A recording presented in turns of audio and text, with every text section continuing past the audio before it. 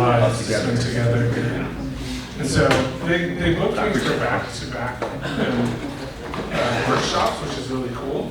There was a snafu in scheduling such that a lot of all of my different topics got jumbled up. So instead of trying to shoehorn in with a shortened time some of what I was going to share, so some of the topics that were on offer, I was going to talk about first principles thinking, which I heard a really powerful testimony from. I went to an event in January and heard a CEO who is a tech leader who is applying first principles thinking to hardware design problems that are being faced in light of pressures around Moore's Law. So I was going to talk about that, but I'm not going to. And then the other topic, we're going to talk about human-centered design and in its application to nonprofit fundraising. One of those showed up as the topic for my keynote, which it was not, and then but we can talk about that here if you guys would like. So it's kind of up to you. I'm going to give you or we can do what we were doing, is just sort of open the floor to conversation and questions about your thoughts around AI and its application to marketing or anything like that. Let's do that first and see where we go. Are there any other questions that people have had, or things you want to discuss, or questions you have for me, or things you want to shoot full of holes on my topic? Yeah, you made the appeal in your talk about sort of a common schema that could be shared, it sounds as though it would be tantamount to donors, ministries sharing their donor lists with each other. And I'm sure that some ministries would see that as sharing their crown jewels. That's one issue. And then second issue was, how does it not feel like the donors are now being part of their list, their data is being sold and give them a negative perception? I totally agree with you on that. Like, that's a massive issue. So what I would say is that I'm going to pull up an example of what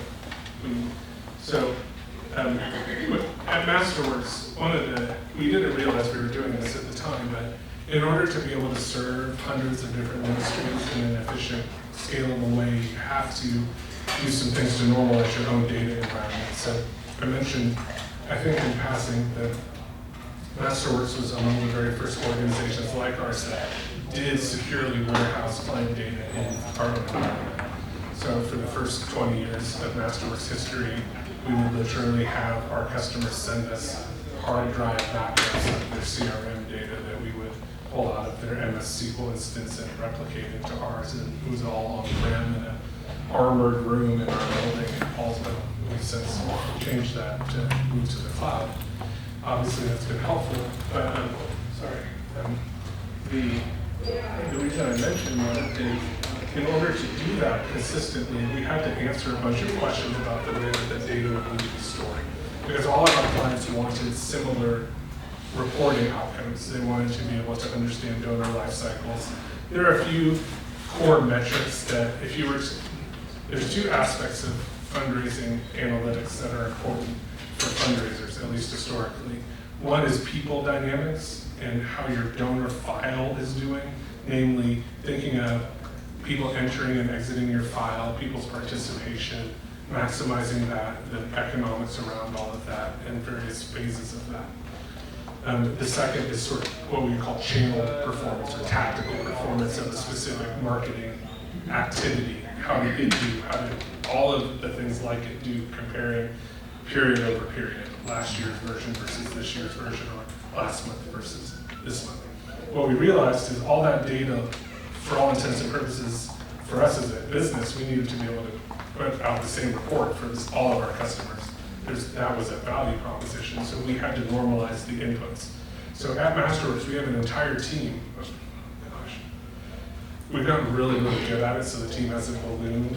But we have a team that is dedicated to meeting with our customers on a monthly basis to ensure that we remain fully in sync with them about changes to their extant data schema inbound to us. So it's not uncommon, we have many nonprofits that on day 24 of the month, someone decides to add a new field to their CRM, which completely blows up all sorts of things. And lo and behold, they store a new value in that field in a new way that means something special that's really mission critical. They don't bother to tell Masterworks. So we use a number of commercial products to identify deltas within presented data to say, oh, there's an abnormality here, meaning there's a gap in the data, there's malformed, mistyped data, there's something new here, and we need to jump on it and fix it.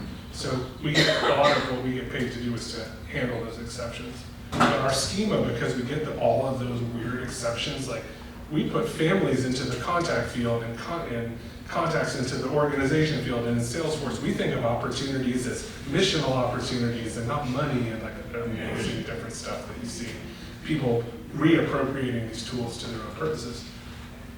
Our schema has become pretty resilient to that kind of weirdness.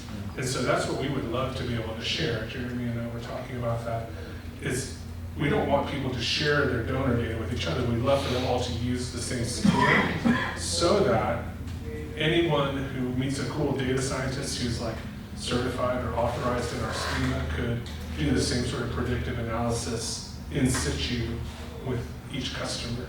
Or, I mean, some sort of fancy data co-op where we send anonymized data in to do machine learning.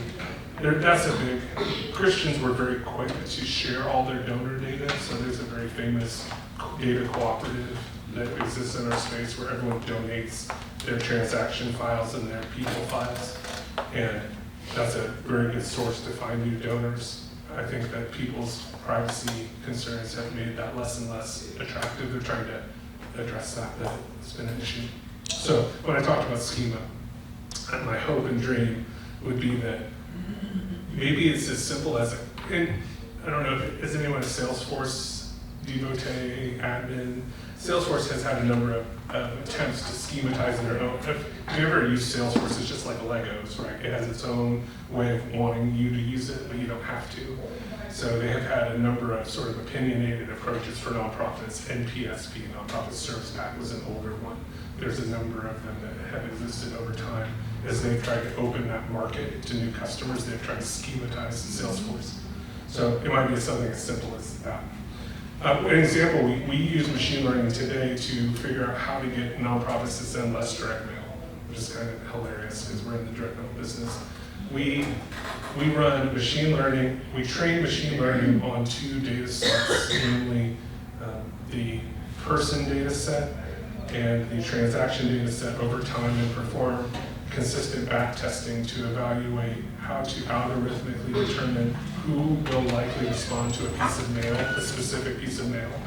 And then our system brackets out based on return to a level where you're only mailing the people that are likely to, for that mailing, yield a positive rate of return, as opposed to it being a lossy. In every direct mail piece, you do account for some lossiness, but it's our algorithm, which is it truly is retrained machine learning inference run on every direct mail piece, determines who should and should not get a piece of mail based on that organization's immediate priority. And that has worked really well. Like, major ministries were brutally over-mailing, like spending millions of dollars. They did it. So we run our algorithm. We say you can mail 1/3 as many people and make just as much money. That's a harsh reality, but it's been super helpful. It's super kingdom-minded, super environmentally friendly too. Let's direct mail a little. Probably hurts the post office, but so that would be our dream. That application only works. It works for any Masterworks client because the schema is the same. So we can literally train that model on all of our customers. Not all of our customers buy it, but it's sitting, those scores sit there when they're ready to use them. That's pretty cool. The other thing I think we should do, since we're talking about schema for a second, is every ministry has its own weird set of verbs that are not just each one, but all ministries have a common set of verbs that make us special as ministries. Some of them are just normal marketing verbs like form submitted, page visit, order completed. These are normal verbs that all e-commerce use, but filled out volunteer card, joined a small group, watched video, enrolled in discipleship series. There's some things that are both church and ministry specific. Downloaded resource. These are still sort of general, but all of those event types are also sufficiently schemable. So wouldn't it be neat if we as ministries, when we instrument our various digital properties, track all of those events so we can start to compare with one another sort of success metrics across the board with a common event schema. marketers, because their primary goal in their mind is to defend and expand the financial success of the organization they work for, tend to appropriate those tools to meet their own organization's needs. What we're asking is, what if we could develop a common framework that many of us share so that we can share and compare and find the things that are working, sort of a more ideally generous view of leveraging that technology. Sorry, long scheming answer. Hey, what's up? Hi, how are you? So I want to know, you kind of touched on this a bit of using AI like tools. Your segment market is donors. So how do you use it in pertaining to copywriting and to make sure that you have the right words for that audience? And how do you use AI tools to make it most effective? Okay, do you guys want to get really deep into the sausage making? Yes. Super fun. This is not about copywriting, but we'll get back to copywriting. For those of us hard of hearing, could you repeat the question? Yes, sir. We were asking about copywriting and the use of generative AI. If we know who the people are, can we use tools like that to personalize that donor, and specifically a direct mail appeal copy, to maximize its relevance to the reader? That's a really important question. I'm going to see if I can find this really, just bear with me for once. I wasn't planning to do this. Oh, there we go. Get rid of that. This is going to push your buttons. I'm serious. So this is something we're actively wrestling with today. Let me just see if there's anything salacious in this Slack thread. No, there's not, but okay, here you go. So remember what we do at Masterworks. So like a great question. We're trying to, in a Christ-honoring way, maximize the fundraising yield of the dollars invested. A lot of what we would do could be referred to very fairly as manipulation. Like we are trying to say something to someone who is a well-intending person to ask them to participate. We're trying to pull their heartstrings. That sounds nicer. Persuasion. Persuade them, manipulate them, force them to give through assaulting them with marketing. Like there's all sorts of darker ways you could say it. But one of the hardest parts, so we'll get back to personalization in just a second, is the one thing that most ministries don't have time to do is to take pictures of people. Really weird. Like you think like a church like this, they have like a whole digital asset management system full of beautiful pictures that they could just use. It's just not true in ministry. There's good reasons for it. Two, which is some people work in protected classes, they work in environments where photography is not acceptable. So, here's your question, everyone.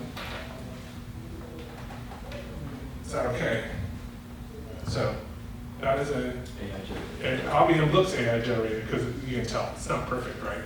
In the face. We work with some of America's leading homeless ministries. They are like literally feeding and caring for the homeless in Atlanta, in Seattle, in Los Angeles, in New York City. They're doing hard work. And the most helpful thing we have found through years and years of testing is to show people the real faces of homelessness. And largely there's actually a whole issue in the homeless shelter industry, I mean, that's an awful way to say it, among those peers of organizations, where the most effective person to show is an older man. So we're trying to actually diversify and start to show pictures of women, but a lot of women and children experiencing homelessness, the last thing they want to do is have a picture taken, right? So this is a picture that is, we fed it real people, but it's an illustration of someone experiencing homelessness. Let's just take a straw poll. Like, where would we use that? We use that in a Facebook ad. We'd use that in a banner ad. We use that in an email. What's your gut? Like, would you do it? Would you use it? I do. You would. I do use it. Oh, you do use it. Okay. Yeah. And you have no compunction about it being. No. Especially when we work with people who's, well, I'm saying China.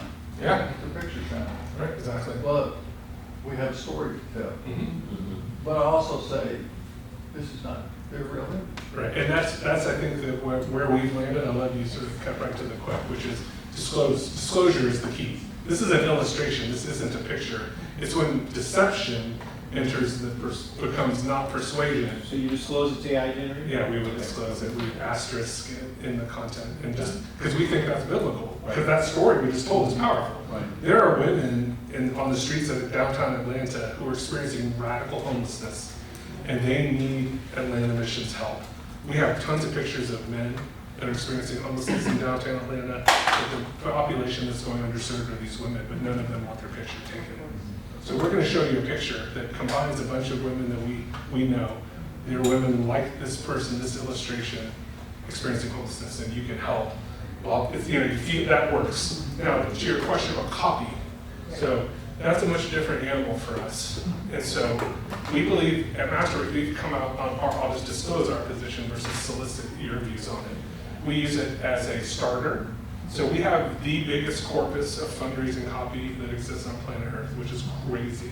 Like, we have hundreds of thousands of 4-page, 8-page, 16-page newsletters that are handwritten, painstakingly written by very awesome copywriters over the last 30 years. It's a perfect machine learning training corpus for what we do. So what we do at Masterworks is we use a number of the off-the-shelf commercial LLMs. We point them at that as source and ask them to generate a appeal in this. We write good prompts in the spirit of this pre-existing copy that hits. Because every Christian organization says, like I'm doing it, I'm saying people experiencing homelessness. You hear that in coding versus homeless people versus people on the streets. Every organization has their brand way of referring to people who they're ministering to. So the LLMs guard against brand drift, and we use it to write first drafts. We tell all our clients this. And again, part of our vision, remember, if you're here in part 1 of this monologue, I said that our dream is that Masterworks would no longer be necessary. We give those models to our clients. We train them, we build them in portable ways so that they can then, if they wanted to, pick it up and use it for their own purposes when they are ready to not work with Masterworks, or they want to use it for other stuff. It does a great job of writing multi-modality things. Emails, social posts. So don't pay us to do it. The LLM, once it's sufficiently trusted and trained and trusted. So does that answer your question? Yeah. Ish. Yeah, we're excited about it. We think that it's massively helpful. But back to what I said in my talk earlier on the main stage. Every organization wants this one-to-one marketing. So you mentioned ABM. The other holy grail is one-to-one on the mass side. So in direct mail at Masterworks, we are piloting this now, and it's 30 years in the making. It should have come a lot sooner. So traditional direct mail, is anyone like working direct mail? So you basically desktop publishing, like open Adobe InDesign and design the piece and send it to a printing company and they print it, and they have these cool things where they'll print some of it offset printed and some of it laser printed, so you can your gift of $5 can help, personalization, that's how it works, with lasering. And that's how it still works today. Go look at any fundraising appeal you get from big or the navigators. I love navigators. Whoever. Prison Fellowship, one of our clients. You'll notice some of the thing you can smudge and some you can't. It's because it's offset and lasered. Anyway, personalization that way. It's very brutal and blunt force personalization. What we're doing is we've helped many of our clients develop sufficient data hygiene so that instead of sending one cohort's worth of 100,000 pieces with personalization of name, Dear Bryan, Dear Joan, Dear John, it is literally a custom generated PDF that is for each person. So instead of sending the printer an InDesign file and a data file, we send them 100,000 individualized PDFs that are each rendered before they're printed. And we're starting to see massive changes in response rates. The average response rate for your active donor file that gets a piece of direct mail is somewhere between 2 and 4%. That's all. Even people who love you don't respond to you all the time. When we started doing this, we saw those double. And as we're getting better at it, we hope to see it triple, because imagine getting a letter that wasn't Dear Bryan, it was actually stuff I care about based on my demonstrated history, not just a Mad Lib, but legitimately. And what we found when we did sort of NPS work with the customers we serve is that they felt loved. They didn't feel manipulated, that word. They felt, well, how thoughtful of it is it that Prison Fellowship isn't sending me the thing I don't care about anymore. They're just sending me what I care about. It sounds a lot like Starbucks, right? But it has demonstrated a kind of intentionality and communication that weirdly ministries don't exhibit. sermon over. So this is a weird question, Yeah. because I've had this conversation. Hygiene, data file, 100,000 contacts, things they've given to, psychographics, Yep. information. LLM writes some of this stuff and creates it and puts it into dynamic fields, which you can render 100,000 individual copies. Yes. How much more expensive is it to create that versus the one file, one data file? Oh, it's not. It's cheaper. Interesting. It's much less expensive. So, does anyone want to hazard it? Don't hold me to this price quote since we're talking, but anyone want to guess how much our company charges to write a direct mail appeal, a single one? I mean, this is what's changing. This thrills me to be able to say I'm going to be able to fix this problem. Absolutely. $18,000. $18,000 to write one appeal. One, just like one 4-page letter written in the name of your president, she or he signed, ghostwritten letter, right? Even if it's just like the one we did last year. What I'm excited about is to pick a same price. What I'm excited about is changing that fundraising economic because the LLM can do it pennies on the dollar, fractions of a penny on those dollars, and it's better. That's the dream of where our company's heading is we want to put those sort of tools into your hands because we believe if we do, that's where things start to get really exciting for industry. It's not a great economic model for our legacy business, but part of our challenge, just like all of your challenge, is to adapt to this moment. Like we can't keep being old masterworks and and many people in our space are struggling. I think we're seeing that happen. That's much for our direct mail campaign. Yeah, and I know, and that's not okay with me. And so part of what excites me most is to be able to democratize and accelerate the adoption of better approaches to communicating among as many ministries as we can get it in the hands of, and doing it in a way that is accessible and approachable. Anyway, I really appreciate y'all letting me talk actually for all this time. It's 12:15, I think that's the end of our time. So, am I right about that? I haven't been looking. Okay. Thank y'all, and I hope you have a good rest of your day. If you want to talk more, I'm around from both today and tomorrow. See y'all.